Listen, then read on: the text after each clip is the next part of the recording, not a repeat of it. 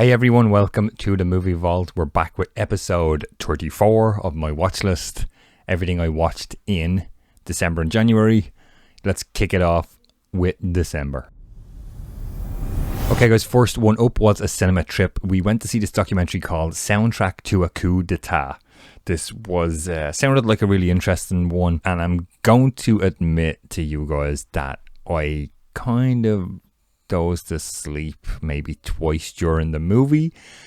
It was really interesting, and you guys know from the episodes of my watch list, I love a good documentary. There's a couple in here on this video, but for whatever reason, the combination of the jazz and the length of this documentary, because it was like 2.5 hours, around that, the 2.5 hour mark, just made me kind of doze off ever so slightly twice. I do want to rewatch it. It was very interesting. All the stuff, the content was very interesting in it, but I just felt it was a little bit too long for that particular day for me. Next up in December, guys, Criterion Spine number 1012. This was All About My Mother, Pedro Almodovar's movie from 1999. Actually, I wouldn't have guessed 99. This was an interesting watch here. Criterion always do really nice editions, or whatever you want to say. Basically the story of a mother who loses her son, kind of sets out to find the father of her son. There's a pregnant girl in there as well. There's a HIV positive nun played by Penelope Cruz. I'm gonna be honest, I can't really recall this movie. I'm not too sure. I'm just completely drawing a blank on this. Almodovar, Penelope Cruz was in there. We watched it. Yeah, jump in the comments and let me know what you think of All About My Mother. Another cinema trip, guys. We went to see Conclave. This was brilliant. Really enjoyed this movie. Basically about the conclave, what happens when the Pope dies and you have to elect a new Pope. Very interesting, really cool. Like the twist at the end, super interesting. Highly recommend Conclave. If you haven't checked this one out, do check out Conclave. Back to the physical media, guys. 101 Films sent me this to review, and there's a full review on the channel. This is Elvira's Haunted Hills from 2001. You know, campy horror comedy kind of stuff. Not as good as Elvira, Mistress of the Dark, in my opinion, but nonetheless it's good to have the second one up here. 101 Films do nice versions here. You get a bunch of bonus stuff actually on this. Again, you want to find out more about this one, my full review is on the channel. Another physical media, guys. This is one I wasn't too sure about when this originally came out back in 2015, and I never saw it. My girlfriend recommended this from Alex Garland. This is Ex Machina. Really interesting. Really like this one, guys. Highly recommend this. Really cool.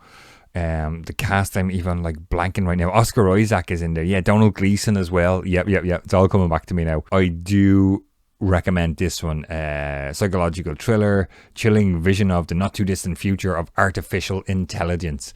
I mean, that's kind of, that's it. Robots, the future, Ex Machina. Highly recommend. Streaming watch, guys. This one was called, I believe it was called Cold Case, the John Benet Ramsey story or case or whatever. I think everybody's probably familiar with the case by now. Again, I say it every episode. I love a good Netflix murder, disappearance, kidnap documentary. So I think this was a 3-part one. I think some new information to me anyway, and my familiarity with the case. I got some new information from this doc. So again, if you're into that stuff, you may enjoy Cold Case. 4K up next, guys. I did review this again on the channel. We checked out Singing in the Rain, the 4K. Here it is. Nice 4K with the slip. I feel like classics there's a bit of a gap in my collection with classics and you know, that kind of thing. So we did check out Singing in the Rain. I mean, it is what it is. I'm not a musical guy by any stretch of the imagination. And I think I joked in that video, like, Blues Brothers is the greatest musical as far as I'm concerned. Yeah, it is what it is, and interesting how it was shot and stuff like that. That's kind of all I can say. The colours were wild on this, like, really wild. Again, I discuss all that in the full review, guys. I don't want to turn the watch list into like a, you know, kind of a review fest kind of a thing. But yeah, hear my thoughts on the audio and video and the colour grade and all in that full 4K review of Singing in the Rain. Not so much a cinema trip up next, but like a work thing. So we ran Nosferatu on 35mm film in work, and as you guys know, probably from previous watch list episodes, when we get a film print in and I make that film print up, we have to watch that film print before it opens to the public. So I got to see Nosferatu a couple of, maybe like a week out from the actual opening day. Over here in Ireland, it opened on January 1st. I know in the States and stuff, it opened on Christmas Day, I believe. So over here, we were like a week behind. I think it was like, it's a Robert Eggers movie visually. Very interesting. Love how it was shot. It's supposed to be dark. The 35mm looked beautiful, but I came out of the film thinking, I think this was a bit overhyped. I don't think it's as good as everybody was saying it was. And that's kind of what I think. I'm not too sure about it's a Bill Skarsgård, right? He was in It as Pennywise, and he's just becoming the guy who does the makeup stuff. And I thought the end was a little bit hokey, if I'm being honest, completely honest here in this watch list, guys. Yeah, that's my thoughts on Nosferatu. I know there's a lot of people love it. I would love to hear from you guys in the comments about Nosferatu, definitely. Back with physical media, guys. My girlfriend got me this one for Christmas. This was Thelma. This was absolutely brilliant.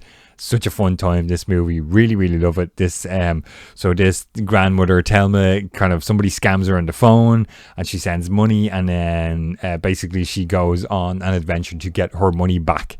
And that's what the movie is. It's really, really good. Really fun time. Highly recommend Thelma if you haven't seen it. Second last watch for 2024, guys. 4K. Again, full review on the channel. Late Night with the Devil. I absolutely love this. Very, very well done.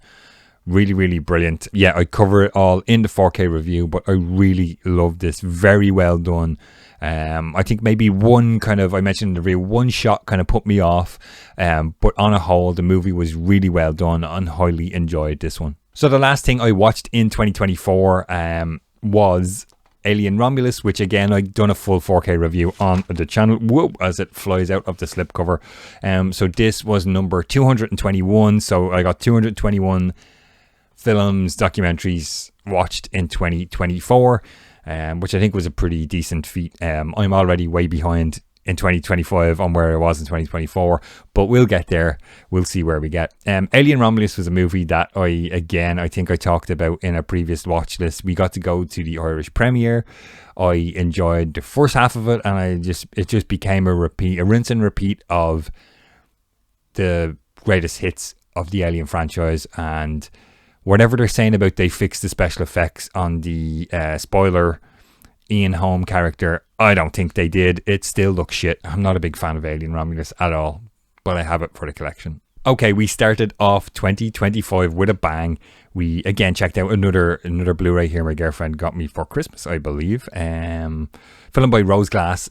This is Saint Maud. I had never seen this, and this was a really interesting, really, really cool. Wasn't quite sure what to make of it. Very good. Really did like this one. As much as you can like a movie like that and those kind of horror movies. Really good. And Mordecai Clark is the lead in this. Yeah, guys, if you love horror, I know all the horror guys, all the horror heads are you're already probably long onto Saint Maud. I wasn't, but if you haven't seen this one, give it a watch. It finally happened. I finally got my girlfriend to watch Predator. At last.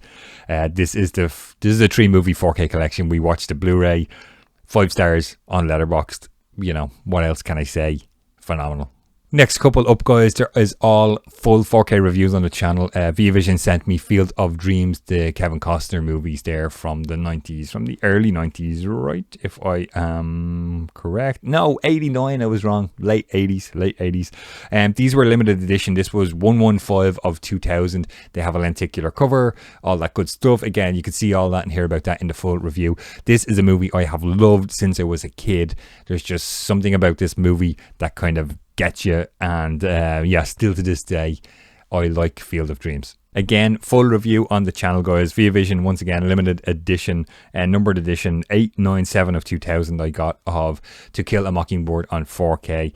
Really interesting movie, looks stunning in black and white here on 4K. And yeah, Gregory Peck is in here, and this one was directed by Robert Mulligan. I do recommend. This is one of those, like I was saying earlier, Hollywood classics. There's a bit of a gap in the collection. Maybe not even in the collection. I have some, I just don't get around to watching them. And To Kill a Mockingbird was one of them. I'm glad I watched this one. And again, full review on the channel if you want to hear all my thoughts on the 4K disc. Next one, guys, another 4K review. This one has divided people left and right. This is David Fincher's 4K of 7. I got the really nice steelbook here. Look at that, guys. I love the steelbook, the gun. Oh my god, like you completely forget this is even a shot in the movie. It's like, it's amazing. My full 4K review of 7 is on the channel once again, and I don't mean to divert you to another video, but personally, I don't have any issue with what he's done with this. And I know, like, the James Cameron stuff kind of divided us all. And, you know, I was a bit grumpy and I wasn't about the Cameron stuff. So, I just watched this for what it is right now. And I think it looks brilliant. Sounds brilliant. Yeah, I mean, that's all I have to say about 7, guys. Physical media, last one up, guys. I bought this Blu-ray off Rob Murphy. He's a projectionist in Australia, and he made this documentary called Splice Here, A Projected Odyssey. It's kind of the usual projection documentary. You know, this is kind of what we have worked at, and now digital has come in to take over. There's a small independent cinema still running, and it kind of deals with the run up to them getting ready for The Hateful Eight on 70mm, which is really, really cool. I really loved it, really enjoyed it. He done some great work on this. So if you check out Splice Here has a website, you will find it and you'll be able to buy this Blu-ray there.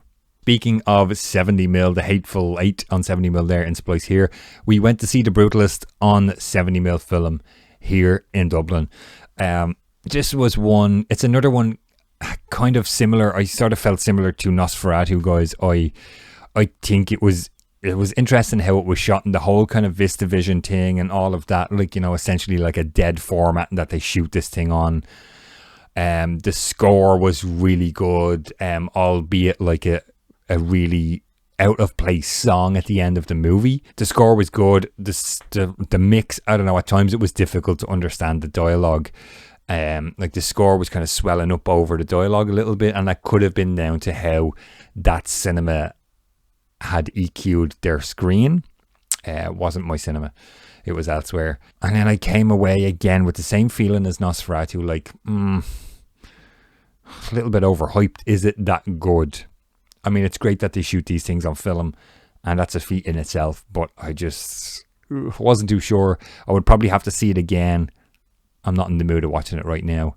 So again, I'm sure you guys are going to jump in and let me know what you thought of The Brutalist. The last watch up here, guys, in this video was a streaming watch. We checked out Superman, the Christopher Reeve story. Fascinating documentary. I missed this in work. It had a short theatrical window and we just missed it like late last year. Brilliant, very interesting. Like, everybody kind of knows the like loose story of Christopher Reeve. Fascinating insight. Like, all his children are in the documentary. Very, very good. Highly recommend this one. You know, I grew up knowing Christopher Reeve as Superman. I know a lot of younger viewers probably won't know Christopher Reeve as Superman, but very fascinating documentary. Highly recommend this one. Okay, there you go. That's another 2 months worth of Watchlist stuff, guys. Episode 34 has wrapped up. As always, jump in the comments. I'd love to hear from you to see what you have watched over the last couple of months. I will be back again shortly with another video here on the channel. As always, stay safe, guys, and I'll talk to you on the next one.